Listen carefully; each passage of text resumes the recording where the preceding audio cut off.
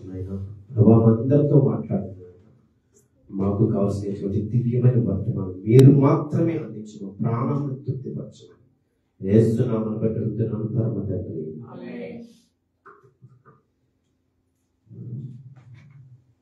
దేవునికి స్తోత్రం, దేవునికి స్తోత్రం, దేవునికి స్తోత్రం. మంచిది. జాగ్రత్తకు వచ్చిన మీ అందరికీ నా హృదయపూర్వక వందనాలు తెలియపరచుకుంటున్నాను. పరిశుద్ధ బైబిల్ గ్రంథం నుండి కొత్త నిబంధన గ్రంథం నుండి భక్తుడైన లూకా రాసిన సువార్త 4వ అధ్యాయము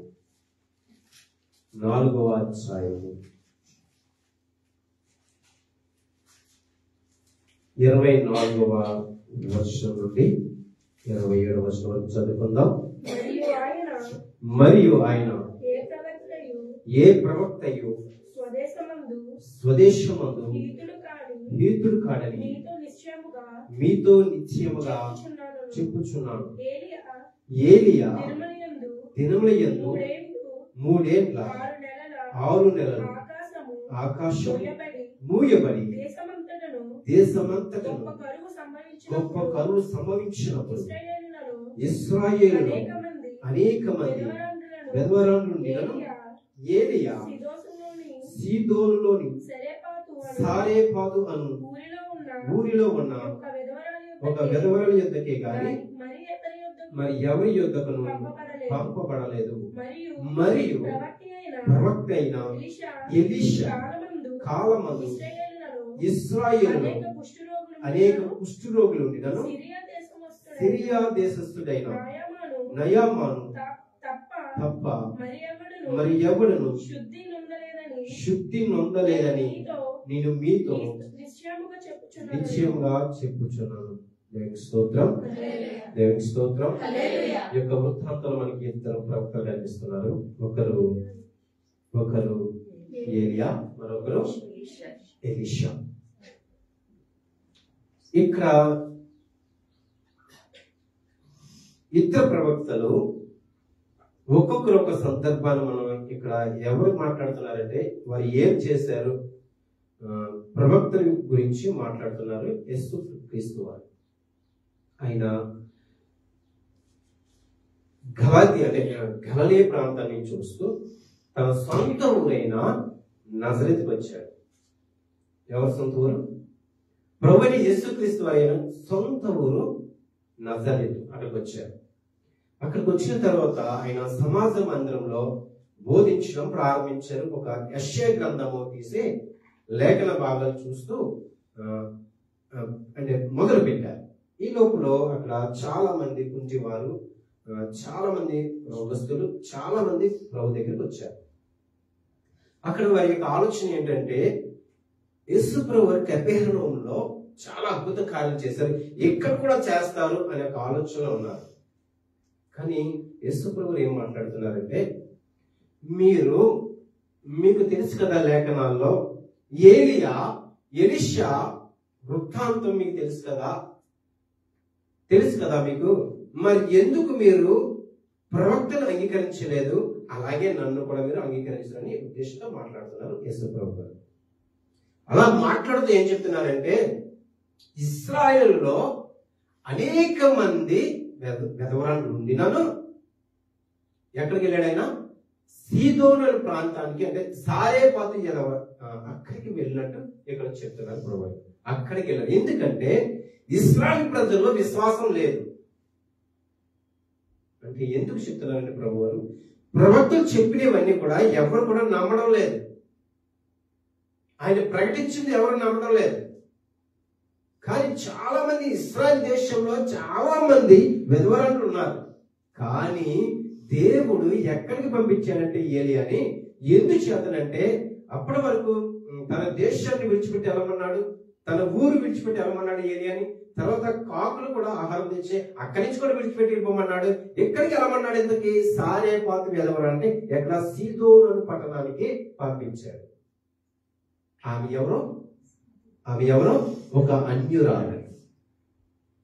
అంటే ఇక్కడ మనం ఆలోచన చేద్దాము.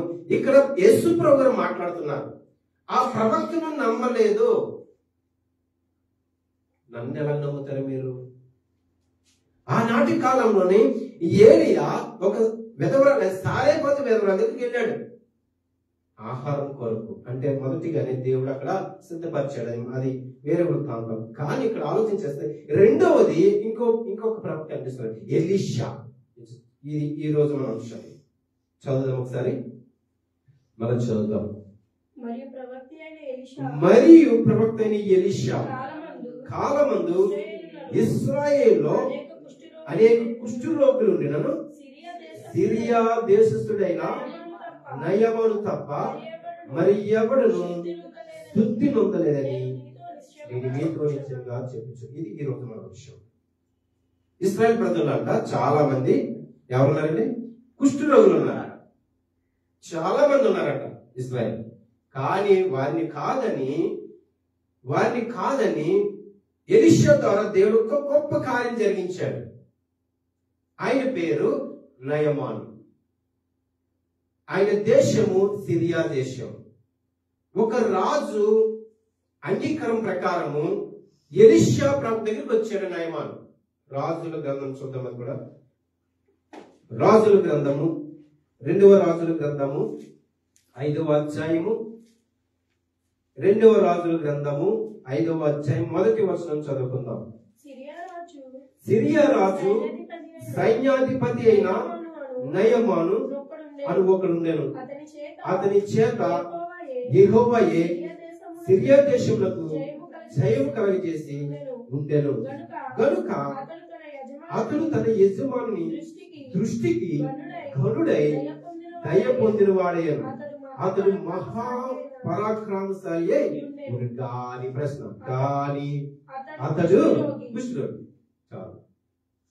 చాలా అంటే విజయం సాధించాడంట. దాని ఎవరున్నారంటే పక్షంన తండ్రి అయిన దేవుడు ఉన్నాడంట.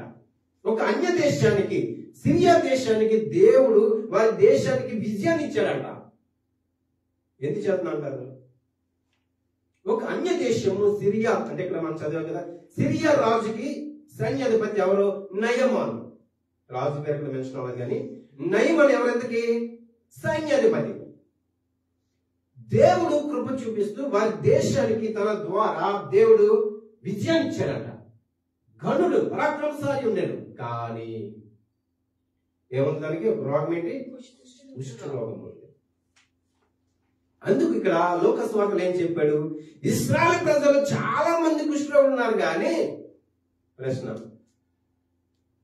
ఈ సిరియా దేశస్థుడైనటువంటి నయమాను ఏం చేశాడు? ఎలియా చెప్పాడు కదా, మేము చూద్దాం. అది కూడా చూద్దాం.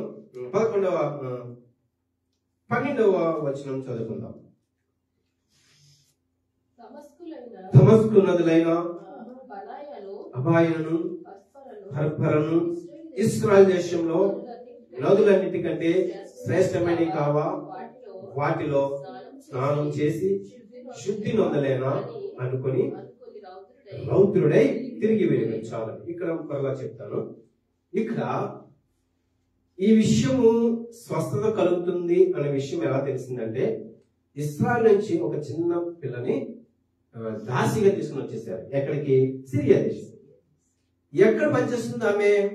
సైన్యాధిపతి అయినటువంటి నయమాను గృహంలో పనిచేస్తుంది ఒక దాసిగా. ఆమె చెప్పింది, అయ్యా యజమానుడా, ఇదిగో ఇశ్రాయేల్ దేశంలో ఒక ప్రవక్త ఉన్నాడు. అతని దగ్గరికి వెళ్తే నీ రోగము బాగుపడుతుంది అని చెప్పిన తర్వాత ఈ విషయము రాజు దగ్గరికి తీసుకెళ్ళాడు. రాజా, ఇలా ఇశ్రాయేల్ దేశంలో ఒక ప్రవక్త ఉన్నాడంట. అయితే వెళ్ళు అని పంపించి అంగీకారం తీసుకున్నాడు. వెంటనే బయలుదేరాడు. ఒక బహుమతి అంటే వెండి బంగారంతో మొత్తం తీసుకుని వెళ్ళాడు. కానీ అంటే ఒక లెక్క ప్రకారం ఉంది. కానీ ఇక్కడ మనం ఆలోచన చేస్తే రాజు దగ్గర కూడా అనుమతి తీసుకొని ఒక లేఖనం రాసి, అంటే ఒక ఉత్తరం రాసి ఆ దేశాన్ని రాజుకు పంపించాడు. ఇదిగో మీ దేశంలో ప్రవక్త ఉన్నాడు, ఇదిగో నా సైన్యాధిపతి నయమని పంపిస్తున్నాను, అతన్ని బాగు చేయించాలి అంటే అప్పటికి రాజుకి మతిపోయింది. ఇదేంటి? నేను చేయడం ఏంటి? నువ్వే దగ్గరుండి చేయాలి, బాగు చేయాలి, నేనేమన్నా దేవుణ్ణా అంటున్నాడు. ఎవరో? ఇశ్రాయేల్ రాజు. ఎవరు పంపించారు? సిరియా రాజు ఉత్తరం పంపించాడు. ఎవరి చేత? నయమాని చేత. అది చదివాడు రాజు. ఏ వస్త్రాలు, బట్టలన్నీ చెప్పుకున్నాడు. వస్త్రం ఏంటి, నేనేమన్నా దేవుడా? ఆ రోగం పోకటం నేను మనుషులే కదా? లేదు, ఏదో కప్పాయం చేస్తున్నాడు రాజు, మన దేశాన్ని దోచుకోవడానికి ఏదో ప్లాన్ చేస్తున్నాడని అనుకుని చాలా బాధపడుతూ, చాలా అంటే ఇంకా కుమిలిపోతున్నాడు. ఈ విషయం ఎవరు తెలిసిందంటే ఎలీషాకి తెలిసింది. ఇగో రాజు బాధపడుతున్నాడు అని ఈ విషయం తెలిసింది. తర్వాత వెంటనే ఎలీషా ఏమన్నాడు తెలుసా? ఆ నయమాన్ని తీసుకురండి. ఇదిగో ఆ నదిలో ఎన్ని మార్లు 7 మార్లు మునిగితే అది కుష్ఠరోగం పోతుందని చెప్పండి అంటే ఇప్పుడు కోపం వచ్చింది. ఏంటి, నాకు మనిషే కనబడటం లేదు. ఎవరికి నయమానికి వచ్చింది, నాకు మనిషే కనబడటం లేదు ఎలీషా. నాకు చెప్తున్నాడు ఏంటి, నాకు ఎలా చెప్తున్నాడు ఏంటి? కోపం వచ్చింది. రౌద్రుడై అప్పుడు అంటున్నాడు, ఇక్కడ లేవా దమస్కలో ఎన్నో నదులు ఉన్నాయి కదా, ఈ నది చాలా గొప్పదా? ఏమంటున్నాడు? ఈ నది చాలా గొప్పదా అని రౌద్రుడే కోపంతో తిరిగి వెళ్ళిపోతున్నాడు. ఎవరండి? తిరిగి వెళ్ళిపోతున్నాడు. ఎవరండి? ఎవరెళ్తున్నారు? నయమాను తిరిగి వెళ్తారు. పరిచారకులు అంటారు, అయ్యా ఎందుకు కంగారు పడుతున్నారు? ఎందుకు కంగారు పడుతున్నారు? ఆ పని చేసి వెళ్తాం. ఇక్కడ ఈ ఇశ్రాయేల్ దేశంలో ఈ ప్రభుత్వం చాలా మంచి పేరు ఉంది, చాలా మంచి పేరు ఉంది. చేద్దామంటే వెంటనే సరే వెళ్ళాడు. 7 మార్లు మునిగాడు, స్వస్థత కలిగి. దేవుని స్తోత్రం.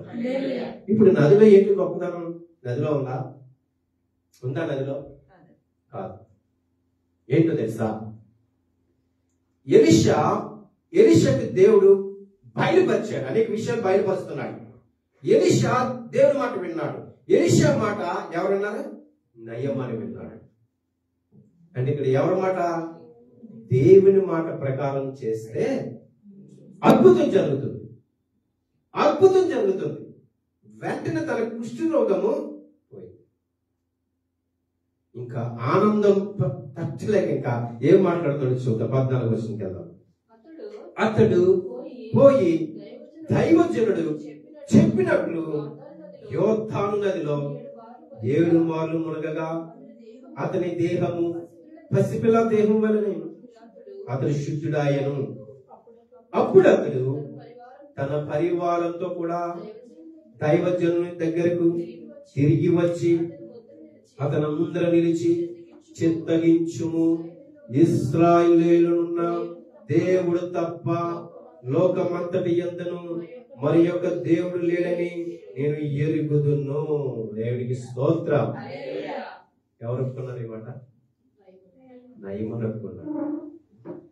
ఇశ్రాయేల్ ఉన్న దేవుడు తప్ప ప్రపంచంలో ఎక్కడ లేడని ఇప్పుడు నేను తెలుసుకున్నాను. ఇంకా ఎంత మంచి మాట, ఎంత మంచి మాట. ఇశ్రాయేల్ దేశంలో మాత్రం దేవునికి వ్యతిరేకంగా చాలా మంది బ్రతుకుతున్నారు, చాలా మంది బ్రతుకుతున్నారు, దేవునికి వ్యతిరేకంగా జీవిస్తున్నారు.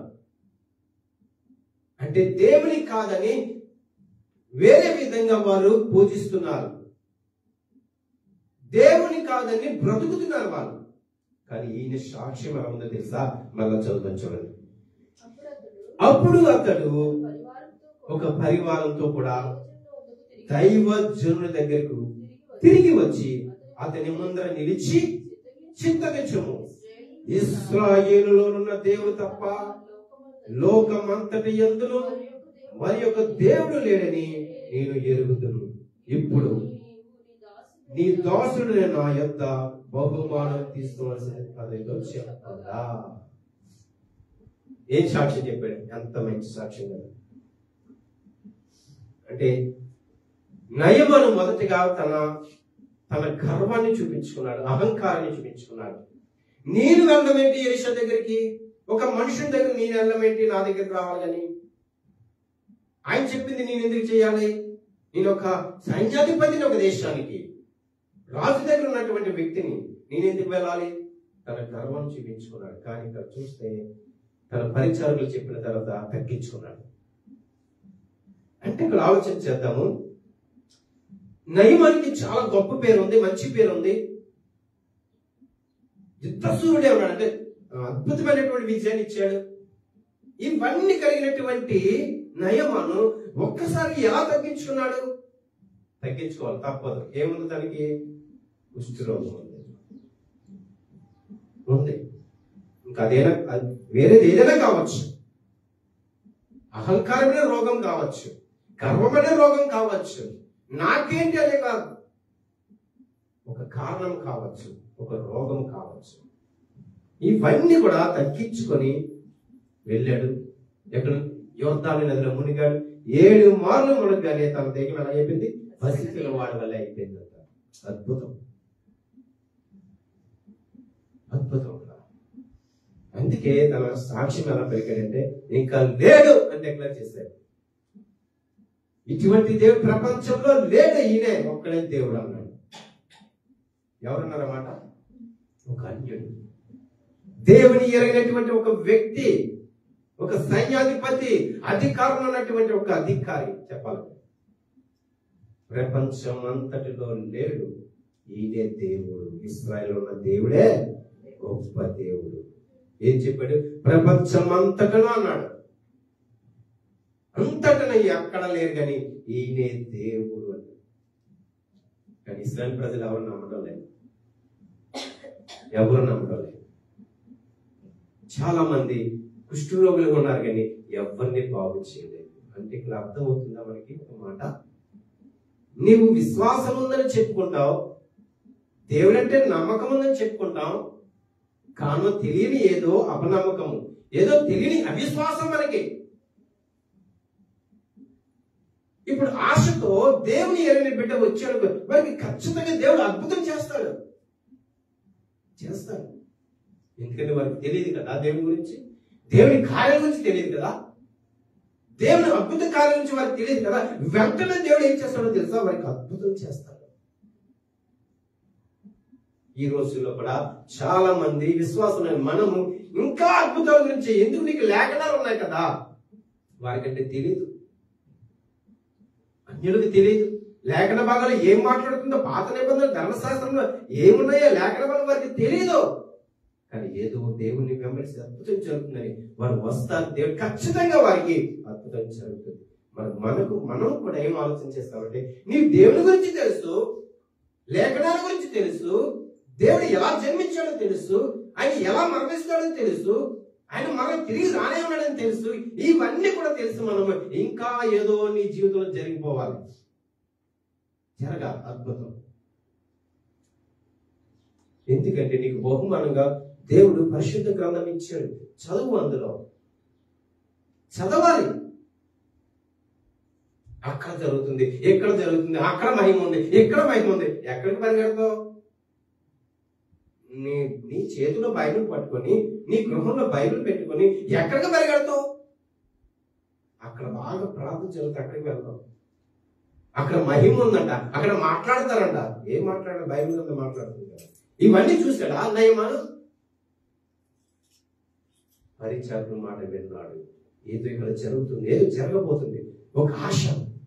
ఆ ఆశతో నయమాను నదిలో దిగాడు. అందుకే అక్కడ కూడా మనకి తెలుసు, ఎరుకో గోడలు కూడా తెలుసు కదా. ఎన్ని మార్లు తిరగమన్నాడు? 7 మార్లు తిరగమన్నాడు. అంటే ఇక్కడ ఎక్కడైతే ఇశ్రాయేలు ప్రజలకు చెప్పాలంటే ఒక పరీక్ష కావచ్చు. ఇది వ్యక్తికి సంబంధించింది కాదు, ఎరుకో గోడలకు సంబంధించింది కాదు, మనిషికి కాదు. అది అందరికి ఇశ్రాయేలు ప్రజలు చూస్తుండగా వారందరికీ తెలియాలని దేవుడు ఏం చెప్పాలి? 7 మార్లు మీరు ఎలా తిరగాలి? దేవుని ఆరాధిస్తూ స్తుతిస్తూ తిరగాలి. కానీ ఇక్కడైతే నయమానికి వ్యక్తిగతంగా దేవుడు అద్భుతం చేశాడు. దేవునికి స్తోత్రం, దేవునికి స్తోత్రం, దేవునికి స్తోత్రం. కనుక మనం ఆలోచన చేద్దాం. ఇక్కడ ఒక న్యాయాధిపతి, అంటే సిరియా రాజుకు సైన్యాధిపతి అయినటువంటి నయమాను బహుమానం ఆల్రెడీ తీసుకొచ్చేసాడు. నిజమే, అక్కడ ప్రవక్త ఉన్నాడంట. మొదటిగానే బహుమతి తీసుకొచ్చాడు. ఏంటి? తన విశ్వాసం. అక్కడ విశ్వాసమే కదా. ఏదోటి తీసుకెళ్ళాలి. కానీ ఎలీషా తీసుకోలేదు. తీసుకోలేదు. నేను దేవుని పని మీద ఉన్నాను, నాకు ఏముంది అన్నాడు. అది తర్వాత చెప్తుంది గెహాజీ గురించి. కానీ ఆలోచన చేస్తే నయమాను ఎంత తగ్గించుకున్నాడంటే తన గర్వాన్ని, అహంకారాన్ని విడిచిపెట్టాడు. ఆ క్షణాన్ని నదిలోకి దిగాడు.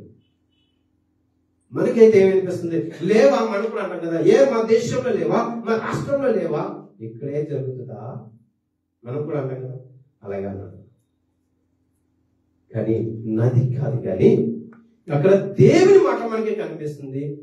పరిశుద్ధులైనటువంటి గొప్ప ప్రవక్త అయినటువంటి ఎలీషా మాట ఆలకించాడు. అక్కడ అద్భుతం జరిగింది. ఇంకోటి చూద్దాం, లూకా సువార్తకు వెళ్దాం. లూకా సువార్త 17వ అధ్యాయము. లూకా సువార్త 17వ అధ్యాయం.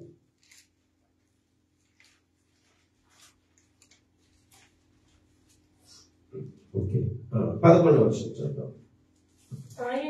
ఆయన యెరూషలేమునకు ప్రయాణమైపోవచ్చు సమరయ గలిలయ మధ్యగా వెళ్ళుచుండెను.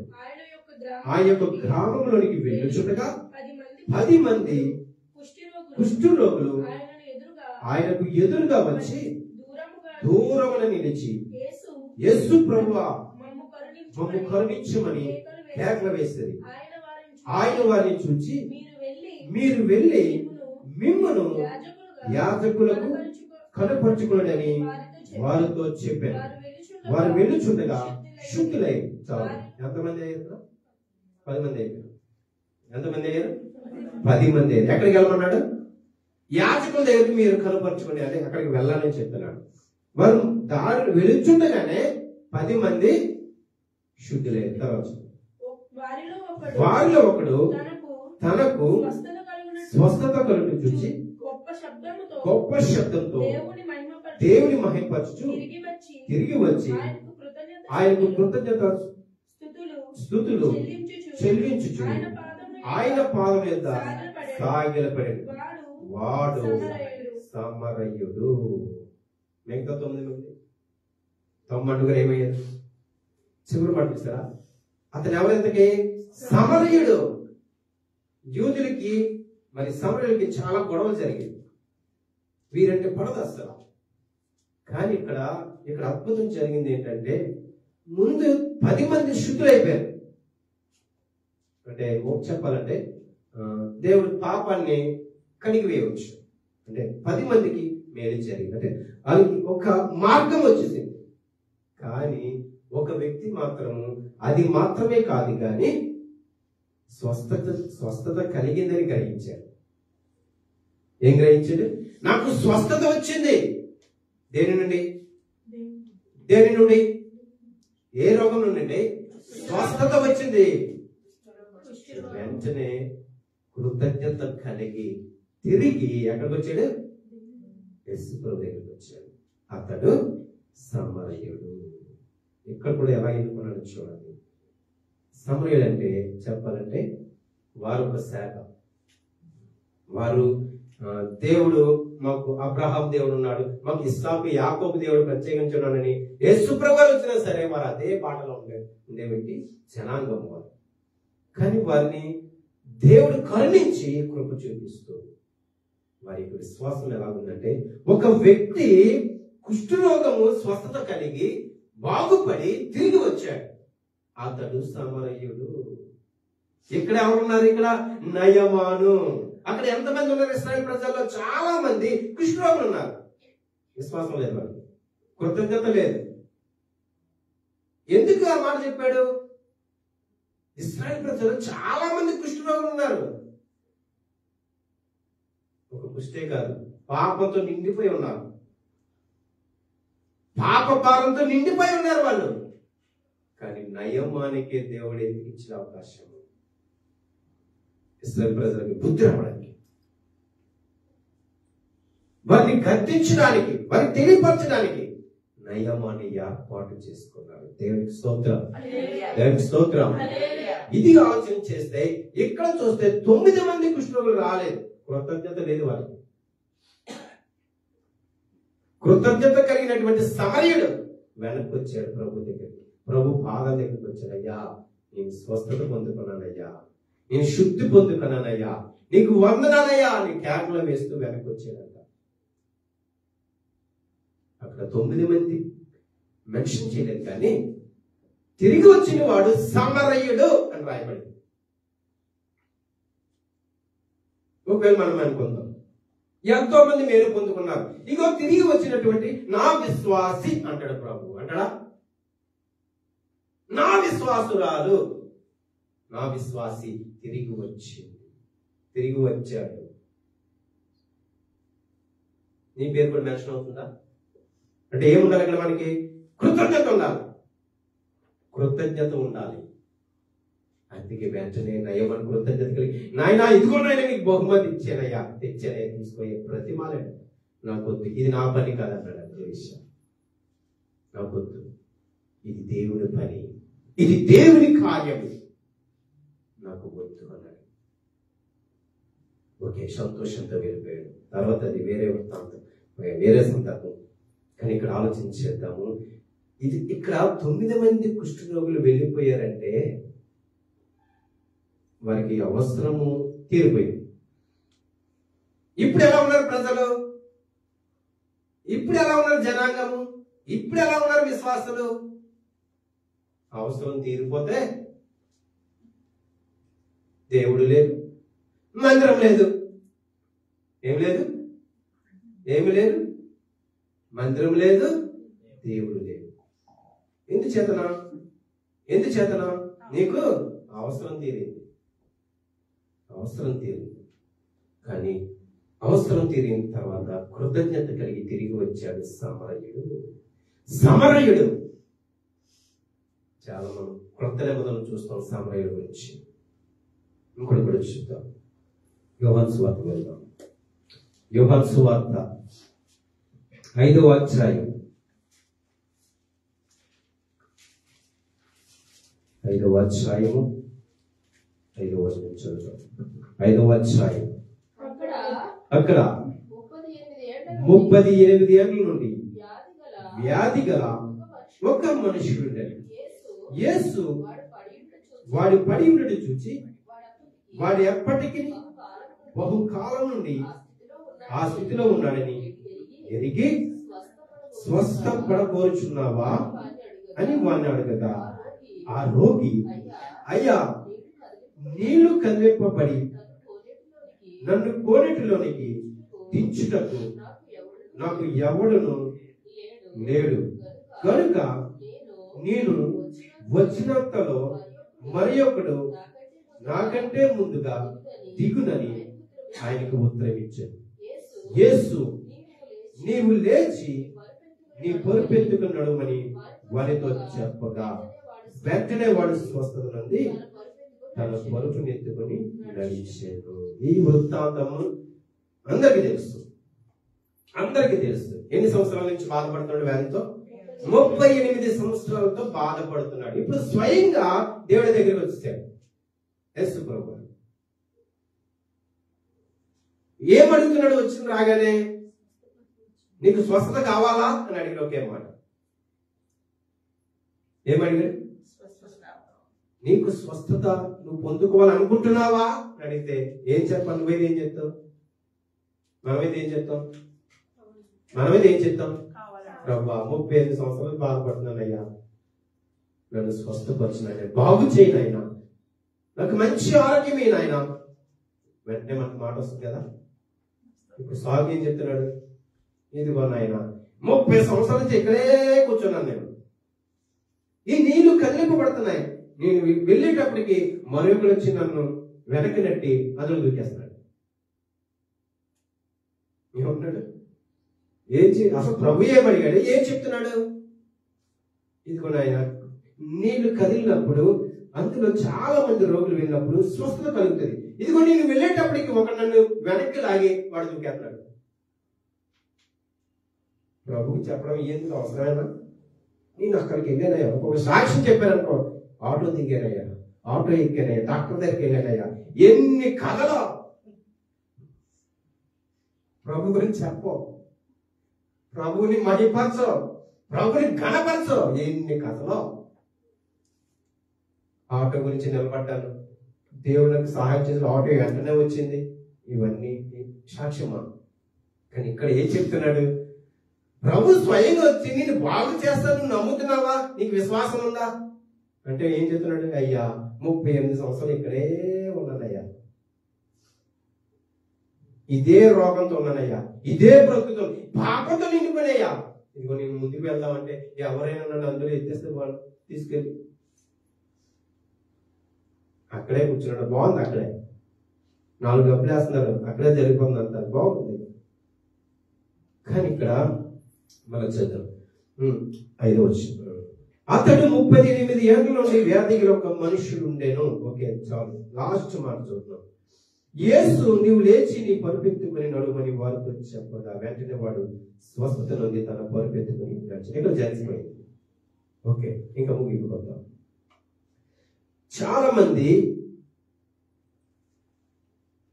ఇప్పుడున్న జనరేషన్,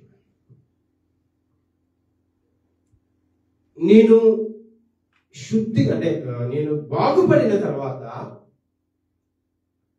అప్పుడు నేను మందిరానికి వస్తాను, నా చెడు అలవాట్లు మానేసిన తర్వాత ఖచ్చితంగా అన్ని పర్ఫెక్ట్ గా ఉన్న తర్వాత నేను మందిరానికి వస్తాను. చాలా మంది అనుకుంటారు కదా, నేను అన్ని మానేయాలి అప్పుడే నేను దేవునికి కనిపించాను, నేను అన్ని విడిచిపెట్టాలి అప్పుడే మందిరానికి వస్తాను. చాలా మంది చెప్పే మాట ఇది. నేను అన్ని విడిచిపెట్టేయాలి, నేను పాపంతో నిండిపోయి ఉన్నాను, లోకానుసారంగా నేను జీవిస్తున్నాను, లోకంలో బానిస అయిపోయినాయి, ఇవన్నీ కూడా విడిచిపెట్టిన తర్వాత నేను మందిరానికి వెళ్తాను. ఎంతమంది అంటారు ఈ మాట? అంటారా? ఇదిగో నేను ఈ పని చేస్తున్నాను, దేవునికి ఇష్టం లేని కార్యం చేస్తున్నాను, దేవునికి ఇష్టం లేని పనులు చేస్తున్నాను, ఇవన్నీ విడిచిపెట్టి నేను చక్కగా ఉన్నప్పుడు నేను మందిరానికి వెళ్తాను. ఇప్పుడు ఈ వ్యాధిగ్రస్తుడు కూడా ఏమంటున్నాడు? 38 సంవత్సరాల నుంచి ఇక్కడే ఉన్నాను, పాపంతో నిండిపోయాను, ఇక్కడే ఉన్నాను, బ్రతుకుతో జీవిస్తున్నాను. ఏం చెప్తాడు? ఇవన్నీ విడిచిపెట్టిన తర్వాత నేను దేవుని దగ్గరికి వస్తాను. ఇవన్నీ ఎప్పుడైతే విడిచిపెడతానో అప్పుడే నేను దేవుని దగ్గరికి వస్తాను. ఈ యొక్క క్రైస్తత్వంలో కూడా చాలా మంది, దేవుని బిడ్డలని చెప్పి కూడా చాలా మంది, ఇదిగో నేను ఈ అలవాటు మానించే వరకు నేను వెళ్ళను, నేను మానిస్తేనే వెళ్ళగలను చెప్తాను. కొన్ని పాపాలను చేస్తున్నాను, నేను వెళ్ళనప్పుడే నేను క్లీన్ చేసుకోవాలి. కొంతమంది ఏమంటారు? ఇదిగో నాకు వయసు ఉంది, ఇంకా అనుభవించాలి, అప్పుడు వస్తాను అంటే దీనికి అర్థమేంటి? దీనికి ఇంకా నాకు చాలా వయసు ఉంది. ఏంటి అర్థం దానికి? ఇంకా నేను లోకంలో పడి పాపం చేసి చేసి చేసి అప్పుడు నాకు అన్ని కోల్పోయిన తర్వాత, వాట్స్ అన్ని పోయిన తర్వాత అప్పుడు నేను వస్తాను దేవుని దగ్గర. ఇప్పుడు నేనేం చేయాలి? నేను ఎవరొస్తున్నాను కదా, ఎవరొస్తుంది కదా, నేనేం చేయాలి? ఎంజాయ్ చేయాలి అంటాం లేదా? ఇంకా సమయం ఉంది, ఇంకా నాకు సమయం ఉంది, ఇంకా ఉంది సమయం. కానీ ప్రియ చేస్తామా, ప్రియ సంగమా, దేవుడు ఈ రోజు ఒక మాట సెలవిస్తున్నాడు. పరిశుద్ధాత్మ దేవుడు మనందరితో ఒక విషయం మాట్లాడుతున్నాడు.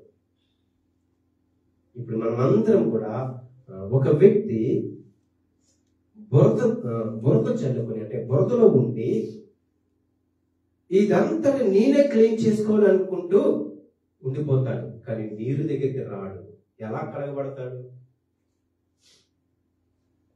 ఒక మనిషి బురదతో నిండిపోయాడు, ఓ పాపంతో నిండిపోయాడు.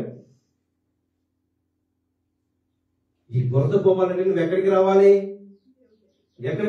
బురద పోవాలంటే మనం చెప్పండి. బురద ఉందంటే నువ్వు ఎక్కడికి వెళ్ళాలి? క్లీన్ అవ్వాలంటే ఎక్కడికి వెళ్ళాలి? నీరు దగ్గరికి వెళ్ళాలా? అంతేనా? నువ్వు ఎక్కడ ఉండి నాయన నాకు బురద ఉంది, నాకు అంత క్లీన్ చేయి, అప్పుడే నీ మందిరానికి వస్తాను, అప్పుడే నీ దగ్గరికి వస్తానంటే కుదురుతుందా?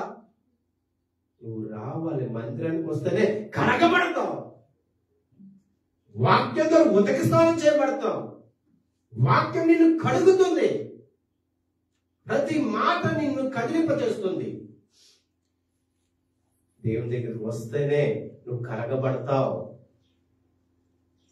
ఇదంతా నా బురద, నాకున్న చెత్త అంతా పోయిన తర్వాత నేను దేవునికి కనిపిస్తాను, దేవుని మందిరంలో కనిపిస్తాను, దేవుని దగ్గరికి వస్తానంటే ఎలా కుదురుతుంది? నయమని అనుకున్నాడా? అలాగా అనుకున్నాడా? ఎలా వచ్చాడు? ఎలా వచ్చాడు? ఎలా వచ్చాడు నయమని చెప్పండి. కుష్ఠరోగంతో వచ్చాడు. కడగబడాలని వచ్చాడు. తన సాక్ష్యమే అర్థమవుతుంది కదా. చెప్పాలంటే ఏమంటున్నాడు? ఇటువంటి దేవుడు ప్రపంచంలో ఎక్కడా లేడు. ఈ ఇశ్రాయేలులో ఉన్న దేవుడే గొప్ప దేవుడు. నేను వచ్చాను, నాకున్న వ్యాధి నేను కడుక్కున్నాను. ఎక్కడికి వచ్చి? దేవుని దగ్గరికి వచ్చి నేను తెలుసుకున్నాను. ఒక వ్యక్తి తెలుసుకున్నాడు, సమరయుడు. వెంటనే తిరిగి వచ్చాడు దేవుని దగ్గరికి. అయ్యా, నేను స్వస్థ పొందుకున్నాను అయ్యా, నీకు స్తోత్రాలు, నీకు వందనాలు అయ్యా ప్రభు. అతడు ఎవరు? సమరయుడు అని రాయబడింది. ఇక్కడ 38 సంవత్సరాల నుంచి చివరిగా మనం చూస్తే అక్కడే కూర్చున్నాడంట. ఎవరికో తీసుకెళ్తారులే, మందిరం కావాలి, నీకు బండి కావాలి, బైక్ కావాలి, నీకు ఎవరికో తీసుకెళ్ళాలి, నీకు ఎవరికో తీసుకురావాలి. కానీ ఇక్కడ చూస్తే ఈ వ్యాధిగ్రస్తుడు చూస్తున్నాడు, ఎవరైనా నన్ను పట్టుకొని అందులోకి తోస్తే బాగుండును బాగుండును అని కూర్చొని 35 సంవత్సరాలు గడిచాడు. ఇంకా నువ్వు కూడా అదే జీవితాన్ని కొనసాగించినటువంటి వ్యాధిగ్రస్తులాగా ఒకవేళ మనం కూడా ఉన్నాం. వెళ్దాంలే వెళ్దాంలే వెళ్దాంలే తీసుకుందాంలే తీసుకుందాంలే అయిపోతుంది జీవితం. ఇంకా సమయం ఉంది, ఇంకా దినాలు ఉన్నాయి, ఇంకా సంవత్సరాలు ఉన్నాయి.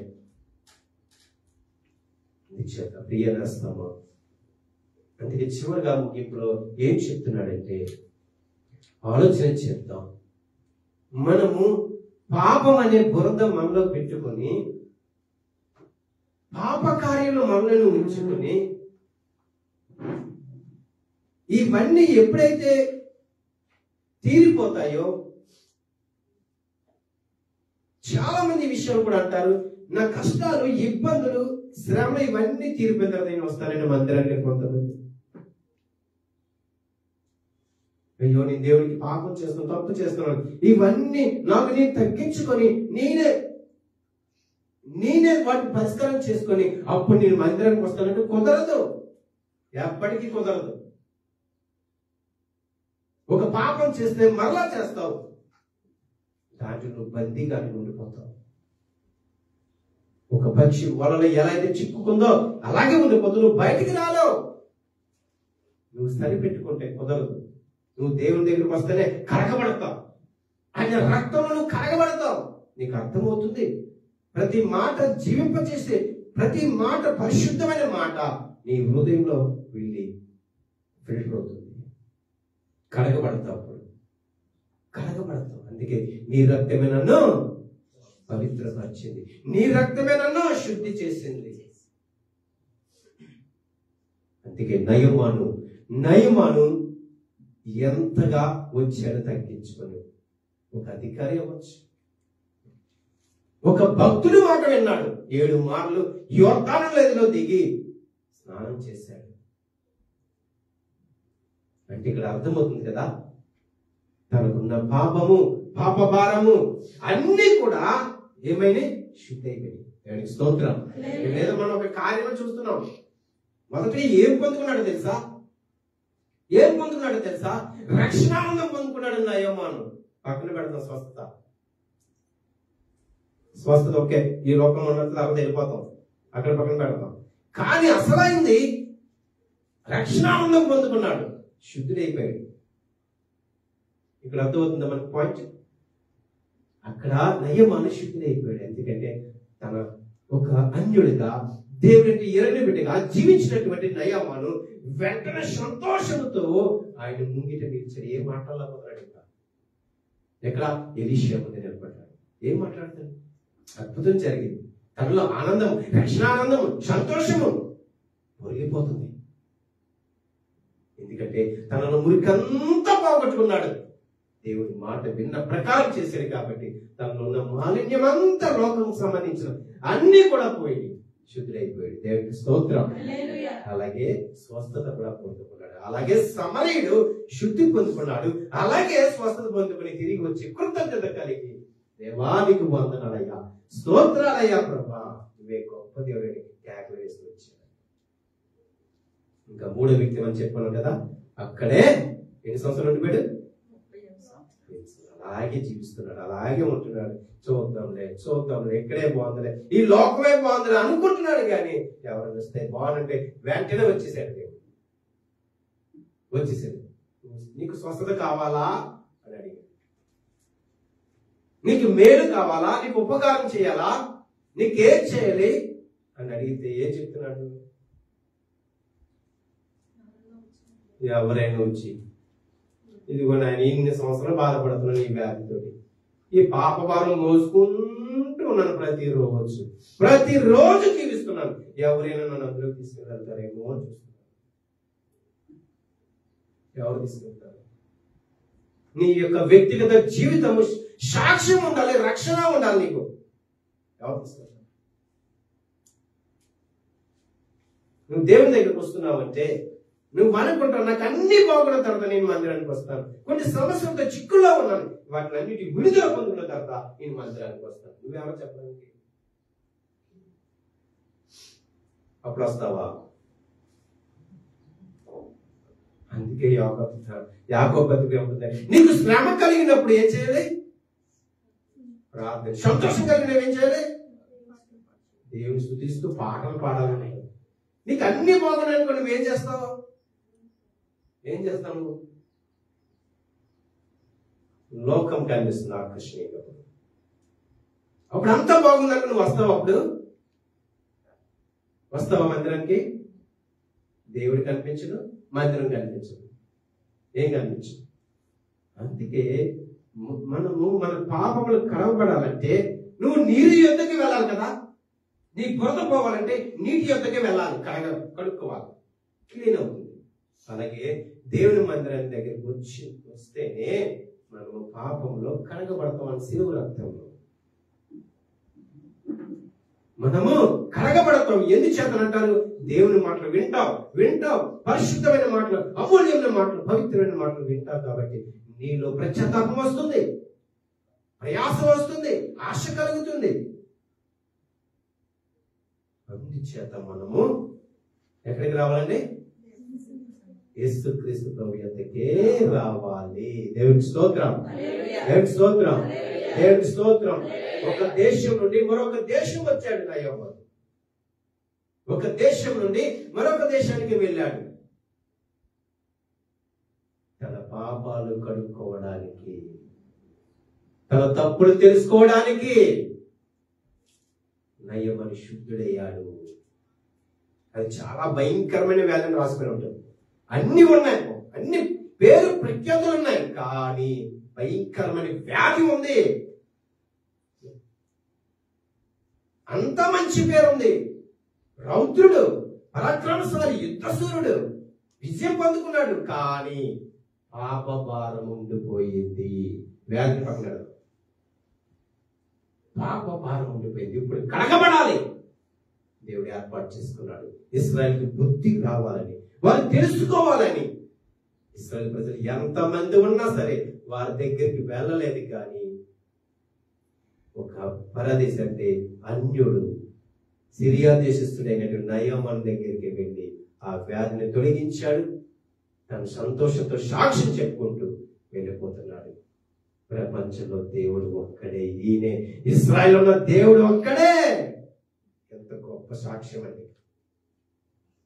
ఎంత గొప్ప సాక్ష్యం. ఎందుకో తెలుసా? సిలువలో కరగబడ్డాడు, సిలువ రక్తంలో కరగబడ్డాడు నయమ. మరి మనము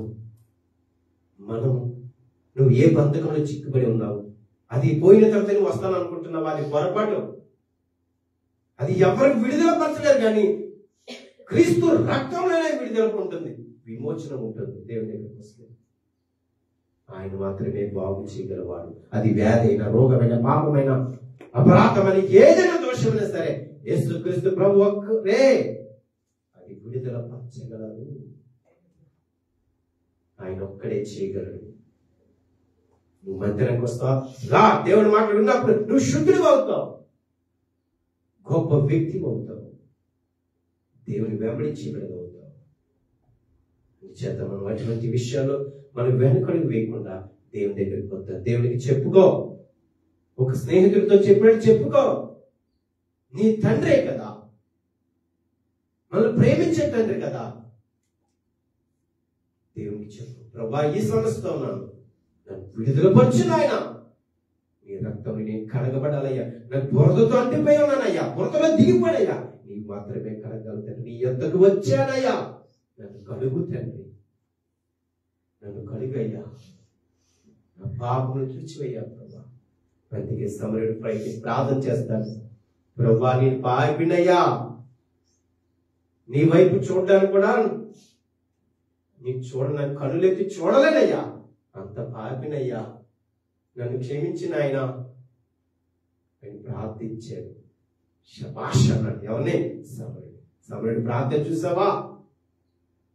కడుక్కున్నాడు, తన పాపాలు ఒప్పుకున్నాడు కాబట్టి దేవుడు ఏమన్నాడు అక్కడ సమరయుడు? బా మంచి సమరయుడు, ప్రార్థన గొప్పగా చేసింది, ఎంత తగ్గించుకున్నాడు. యశ్వరు గారు చెప్పారన్నమాట. మరి మన స్థితి ఏంటి? మన పరిస్థితి ఏంటి? ఒకసారి ఆలోచించేద్దాం. నువ్వు ఏ విషయంలో చిక్కుబడి ఉన్నావు? ఏ విషయంలో బంధకంలో ఉన్నావు? అంటే వలలో చిక్కుకున్నావు? ఏ విషయంలో నువ్వు బాధపడుతున్నావు? మందిరానికి రా, దేవుని మాటలు విను, నీకు విడుదల కలుగుతుంది, విడుదల కలుగుతుంది, విమోచన కలుగుతుంది. దేవుడు నీకు సహాయం చేస్తాడు. ఆయన సిలువ రక్తంతో కడుగుతాడు నిన్ను, తన బిడ్డగా నేను అంగీకరించుకుంటాడు. ఇవన్నీ పొందుకున్న తర్వాత నువ్వు ఎలా ఉంటావు తెలుసా? నయమని ఎలాగైతే సాక్ష్యం చెప్పాడు, సంతోషంతో ఆనందంతో తన దేశానికి వెళ్ళినట్టు నీ గృహానికి వెళ్తావు. నీ గృహంలో సంతోషం ఉంటుంది. నిజమైన రక్షణ పొందుకున్నప్పుడు నిజమైన ఆనందం నీ గృహంలో ఉంటుంది, కుటుంబ సభ్యులో ఉంటుంది. కానీ ఇటువంటి పరిస్థితుల్లో, కష్టకాలంలో, ఇబ్బందిలో, లోకానుసారంగా బ్రతుకుతున్నప్పుడు నీకు నీవే అనుకుంటే సరిపోదు. దేవుని ఎదుకు రా, దేవుని మందిరానికి రా అంటాడు కదా. నా ఎద్దుకు రా, నేను ఎదుకు వస్తాను అంటాడు. ప్రియ విశ్వాసులారా, చివరిగా మనం ఆలోచన చేద్దాం ఒక మాట. మరలా దేవుని దగ్గర అడుగు, ప్రభా నీకు వ్యతిరేకంగా నేనేం చేస్తున్నాను? లోకానికి బానిస అయిపోయినా, లోకానుసారంగా నేను బ్రతుకుతున్నాను ప్రభా, మీరే నన్ను కడగండి అయ్యా. నాకు నేను ఏం చేసుకోలేను కానీ ప్రభా, నీ వాక్యమే మమ్మల్ని కడుగుతుంది కాబట్టి, నీ వాక్యమే బ్రతికిస్తుంది కాబట్టి నన్ను జ్ఞాపకం చేసుకో తండ్రి. ఇంతవరకు నేను ఎంతో ఆలస్యం చేశానయ్యా, ఏదో నా సొంత ఆలోచనతో నేను బ్రతికాను తండ్రి. నాయన ఇదిగో నయ్యమని ఎలాగైతే ఎలీషా దగ్గర ముంగిట నిలబడి ఉన్నాడు ప్రభా, నీ మందిలో తండ్రి నేను కూడా నీ ముంగిట నీ సన్నిధానంలో నిలబడ్డానయ్యా. నన్ను కూడా శుద్ధిగా చేయి ప్రభా, బాగు చేయి ప్రభా, నా బ్రతుకును మార్చునాయన, నా స్థితిని మార్చునాయన. నువ్వు దేవుని దగ్గర అడుగు, ప్రార్థించు, దేవుడు ఖచ్చితంగా మేలు చేస్తాడు.